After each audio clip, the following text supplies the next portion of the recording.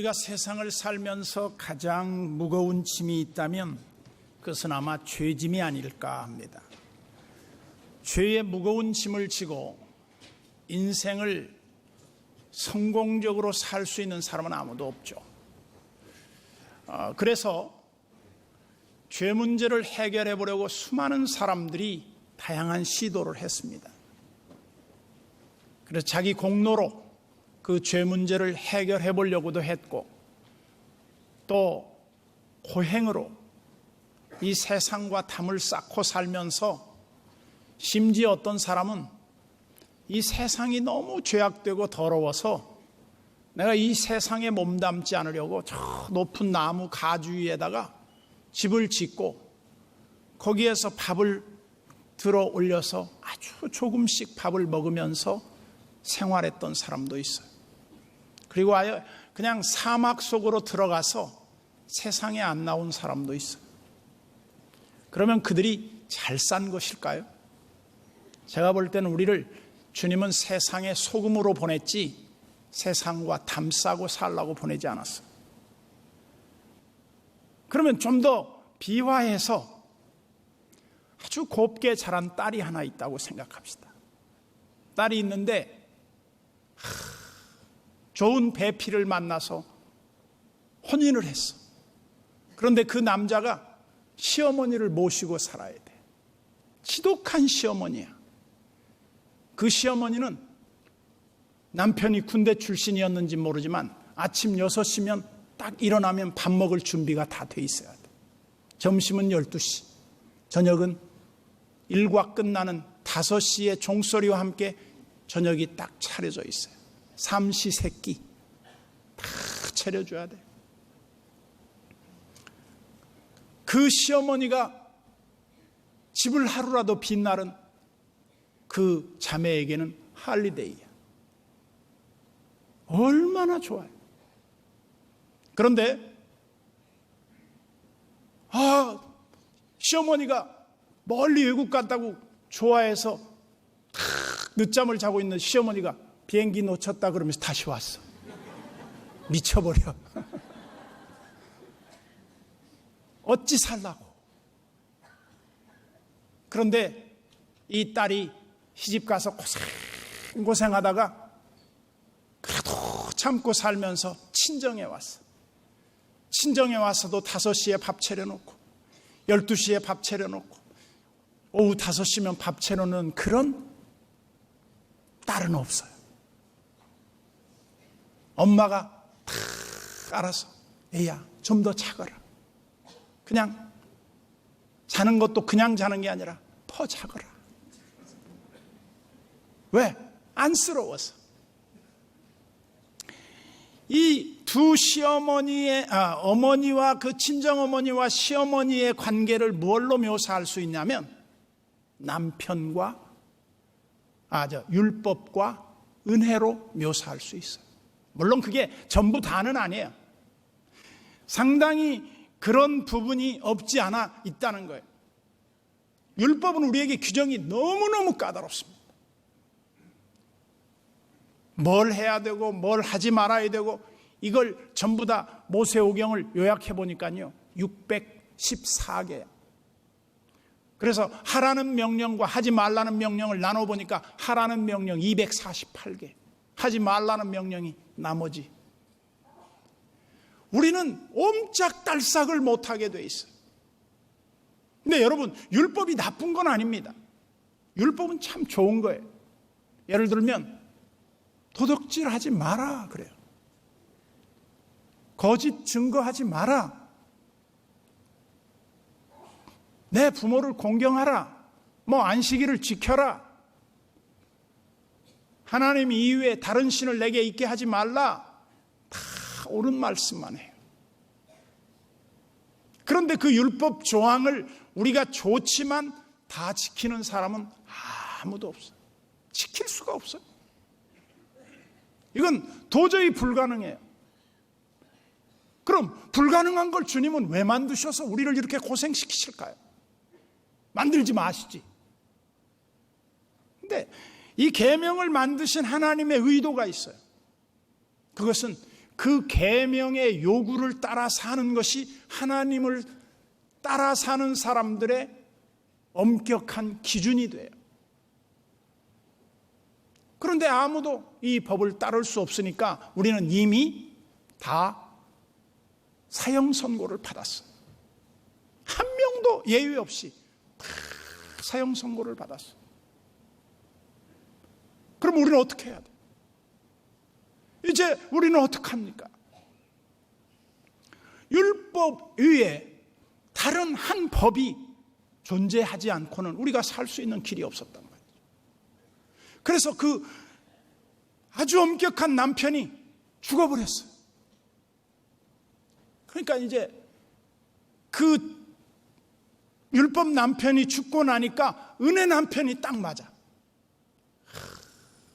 참 집에도 보면요, 부모님들을 보면 꼭 아버님은 율법, 어머님은 은혜.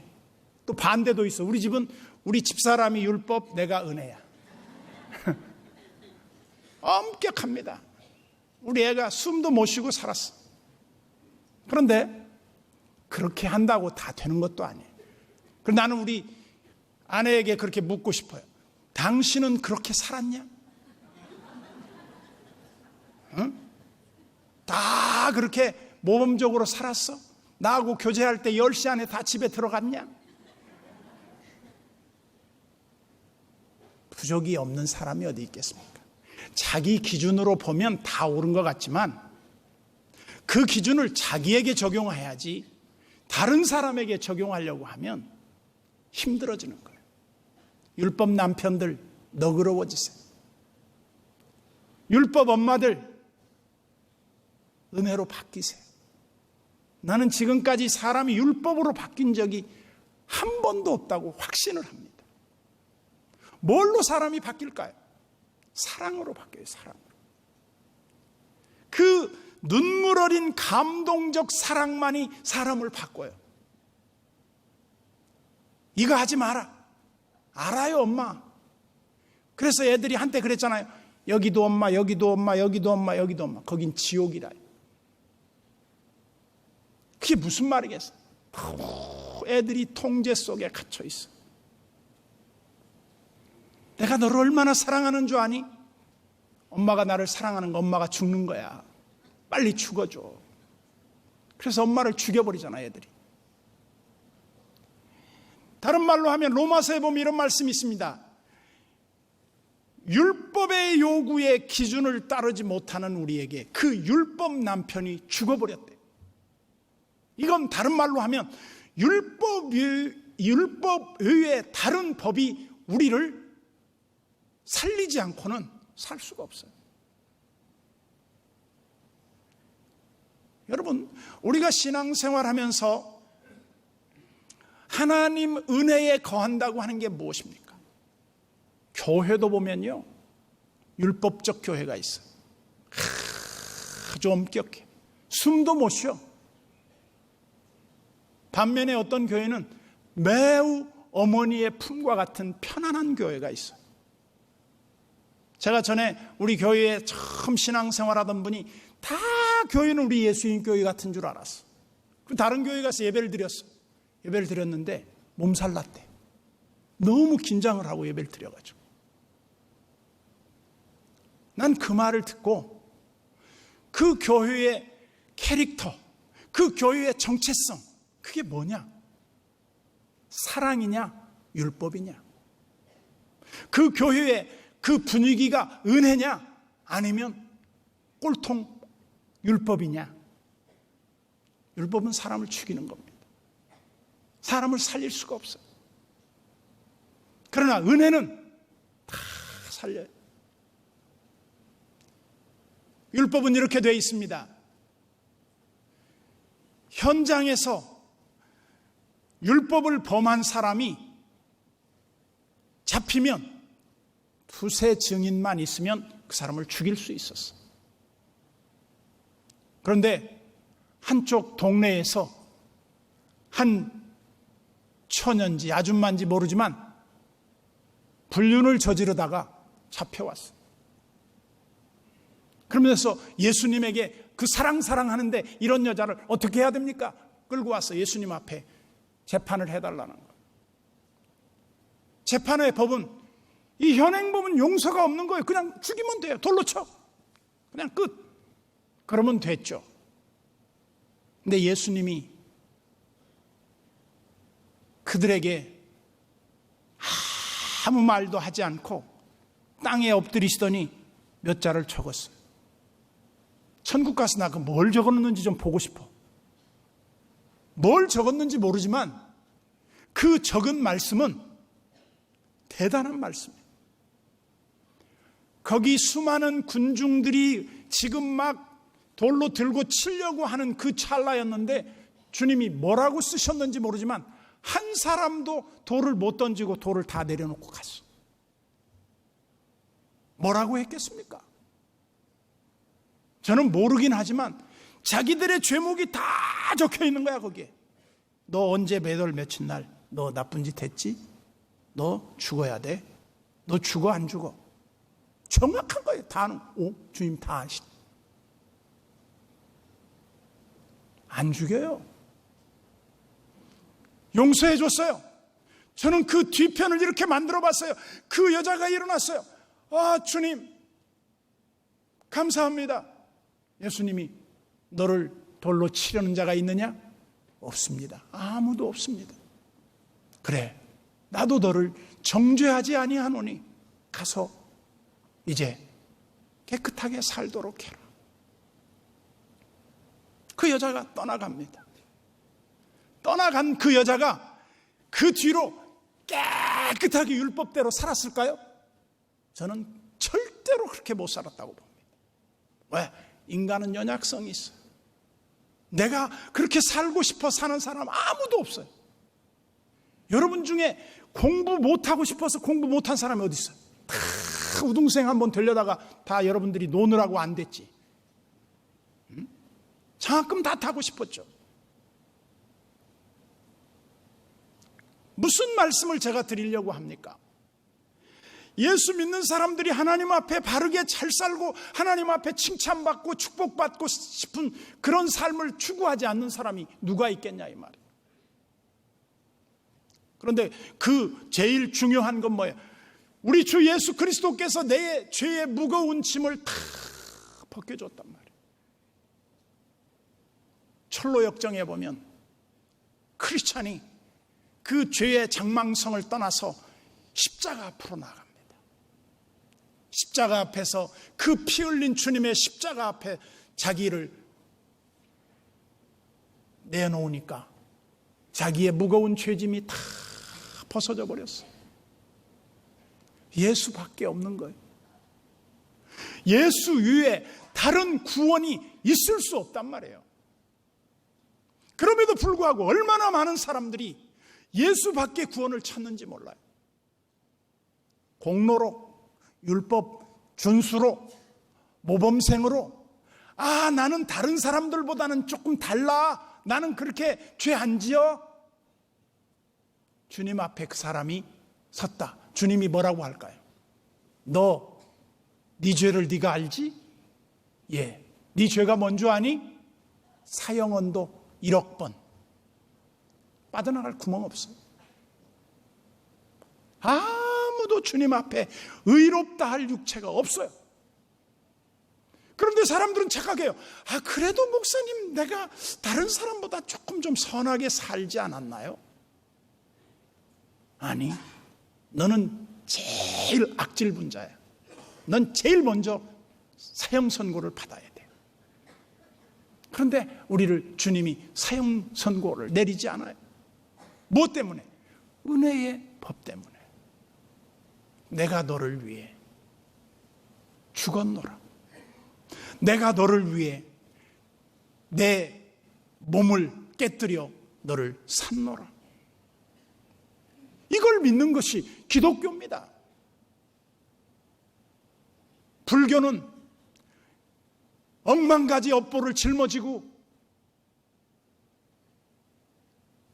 자기네들이 공덕을 쌓고 선행을 쌓고 고행을 해서 저 깊은 산 속에 들어가서 20몇 년 동안 아무도 만나지 않고 자기 스스로 철장을 쳐놓고 저녁에 잠도 앉아서 자.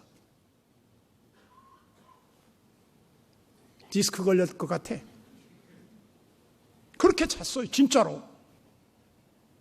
아버지가 면회 왔어요. 나는 아버지 없습니다. 안 만나요. 근데 그가 죽을 때 유명한 말을 남겼어요. 내 죄가 너무 많아서 난 지옥으로 떨어진다. 그분이 유명한 물은 물이요 산은 산이로다 한 사람이에요. 뭔 말인지 모르네. 율법과 복음, 기독교 복음을 믿으면서도 얼마나 율법주의에 매여 있는지 몰라요. 유대인들이 율법을 신종하면서 살아왔습니다. 그 사람들은 율법을 지키는 게 너무 편합니다. 율법을 안 지키는 게 불편합니다. 여러분, 지독한 남편 모시고 사는 사람들은요, 남편이 없으면 편할 것 같죠? 안 편하다고 그래요. 내가 들었는데 우리 교인 중에서도 굉장히 코를 세게 고는 분이 있어요. 몇 데시벨이 나오는지 재보진 않았지만 아마 발전기 돌아가는 소리가 나요. 그런데 그 안에는 그렇게 자장가 소리로 들린대. 할렐루야.